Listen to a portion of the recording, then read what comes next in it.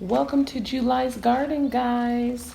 So I'm going to walk you through our hopefully entire garden um, and tell you what's been going on since the beginning of spring. So we're going to start with our cantaloupe here. We have lots of flowers. I have yet to see the cantaloupe, the little tiny things blossoming, but I am hopeful that we will see them this season because I do see the bees and other pollinators going in and out. So I see little buds here, but I'm not quite sure if that's the cantaloupe itself. We've had quite a bit of pest pressure um, on our plants. So we've had a lot of aphids. You can see, and they were on our lilies. And every day I would have to hose the lilies down, the buds, in order to make sure that they survived because the aphids were really strong on those. Over here, this is our watermelon patch. It's not as big as I would like, but it's growing, so I'm not sure what to do with it right now. I'm just gonna leave it as I do most everything. I just let it do its thing.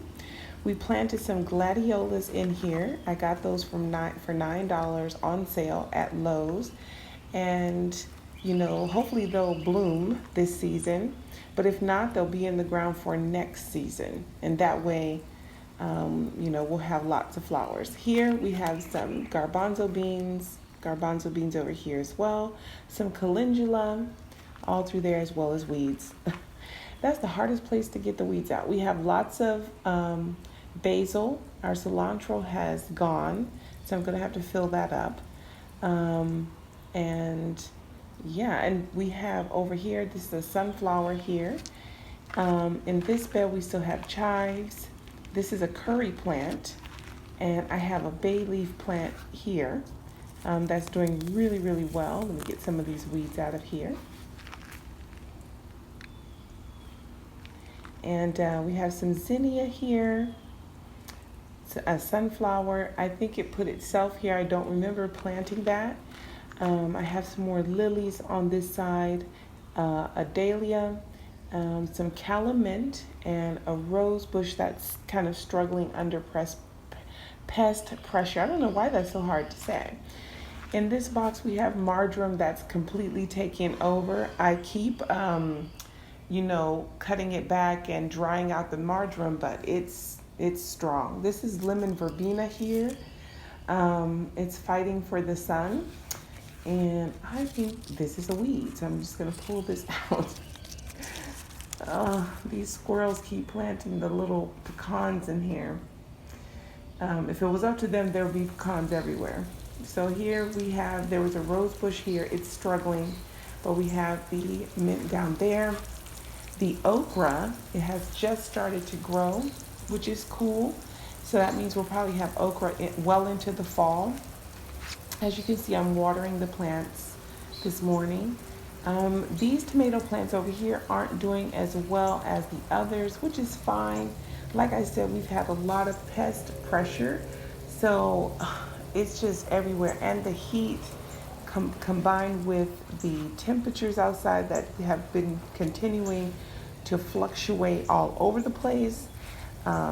This is our herb area down here, and it's doing really, really well. That's cilantro that's drying out, and I'm trying to get the coriander seeds out of it, so that's why it's still hanging around. We have some basil in here. This is the bed that nothing will grow in, and so when we got all that rain, I put okra and things in there.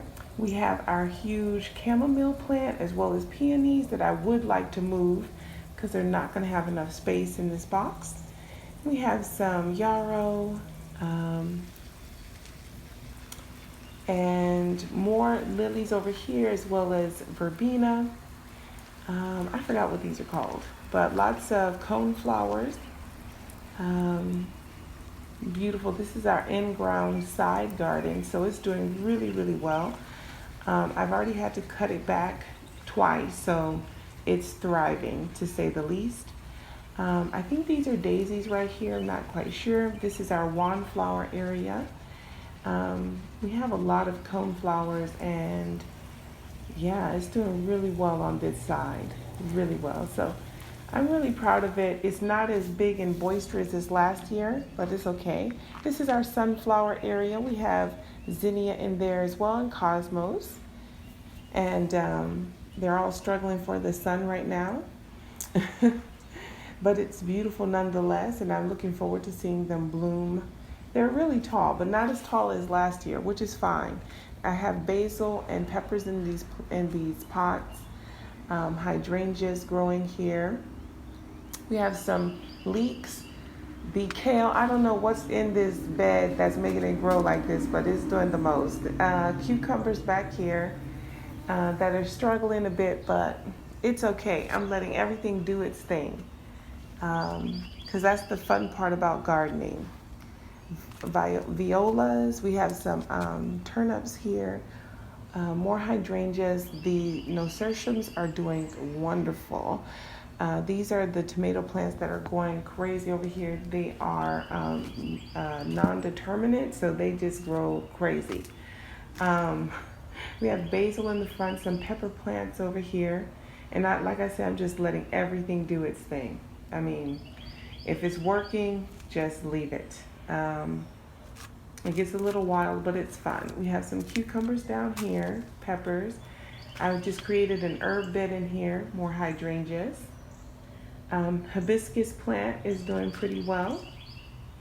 And we have cucumbers and turnips, peppermint plants. Maya's whole peppermint bed is over here. Look at that. The limelight hydrangeas are starting to bloom, as well as these other hydrangeas that we have here. Now we're in the front beds. These are in-ground beds that they're really thriving. I mean, don't look inside, because I have weeded. I promise you, I have been out here on my knees pulling out weeds, but the weeds are so disrespectful. But this is doing really well. We have peppers up here, strawberries.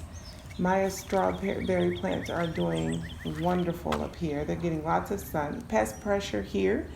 These little bugs. I think there's a part where I can show you. Let me find where I can show you this. But the zinnias in the front are starting to bloom, and that is beautiful.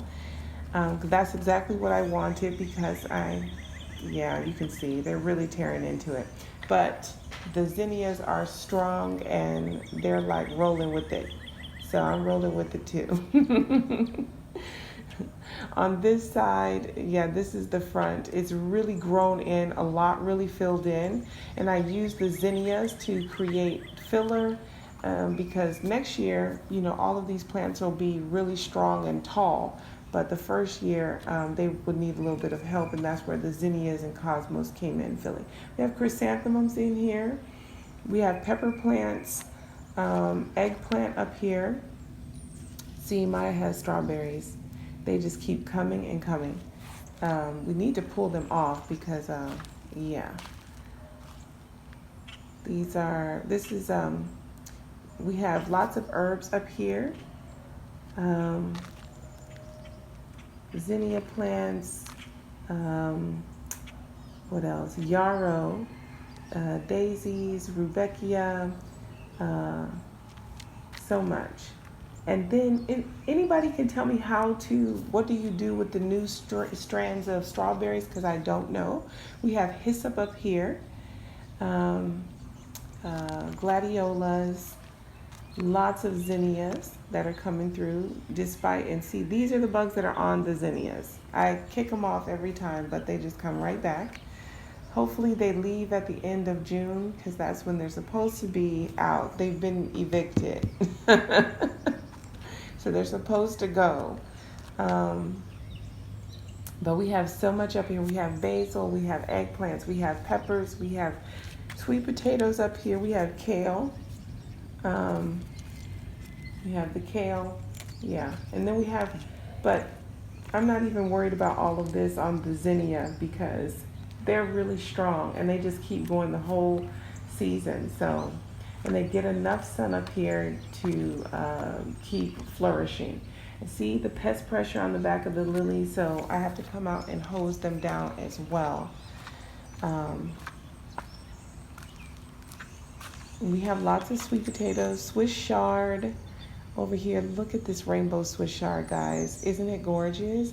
We have kale here. This is sweet potato plants doing really, really well. This is my first time doing sweet potatoes as well. We have carrots up here on the side. Yeah, it's exciting. Oh, and these are our lemon trees. They're in pots. And we even have a lemon on this side. Yay!